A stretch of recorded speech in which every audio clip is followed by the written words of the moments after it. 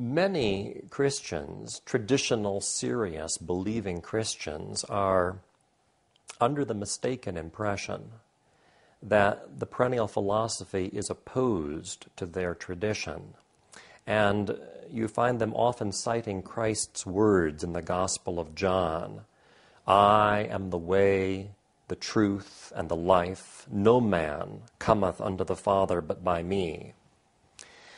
What I believe these Christians forget, however, and perhaps in many cases they never even knew this to start with, is that the person who's speaking these words in the Gospel is none other than the second person of the Holy Trinity, the Son of God, the Word of God, my tradition would call him, who exists from all eternity, and who is not, my tradition is clear about this, to be solely or strictly identified with any particular historical figure like Jesus of Nazareth.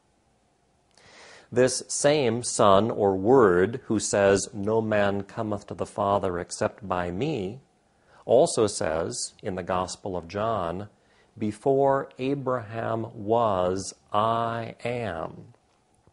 A verse, it seems to me, whose very shift of tenses very clearly shows that he who is speaking is not to be again identified with a particular individual form, a particular moment in time, anything of change or of history. This understanding of who Christ really is was decreed by the early church in its conciliar documents. And it's something which is also very, very strikingly portrayed in Byzantine icons of Christ, where within the halo or nimbus surrounding his head, you'll see three Greek letters, Omicron, Omega, Nu, which are the Greek words hoon, meaning the one who is, or the being one. And this, in turn, is a reference to the words of God to Moses on Sinai in the Old Testament.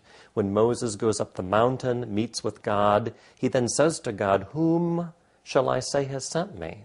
When I go back to the people, whom should I say has sent me?" And God says, "I am that I am.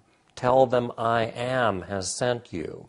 Well, those words, "I am that I am," in Greek would be the one who is, or the being one.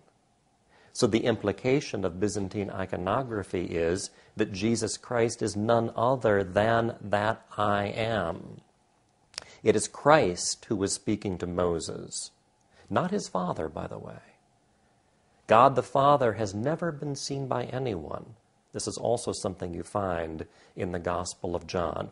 All revelation, all manifestation, all communication between God and man throughout history has been rooted in the Son of God, the Word of God, who clearly, again, has a status transcending, circumventing all history and change. Now, of course, what this implies is that indeed no one can reach the Father except by the Son. No Christian, perennialist or otherwise, could contest that. No man can be saved except through Christ. But the Christ through whom all people are saved is not Jesus of Nazareth only, but every saving manifestation in all the traditions, all of them rooted in this same logos or word.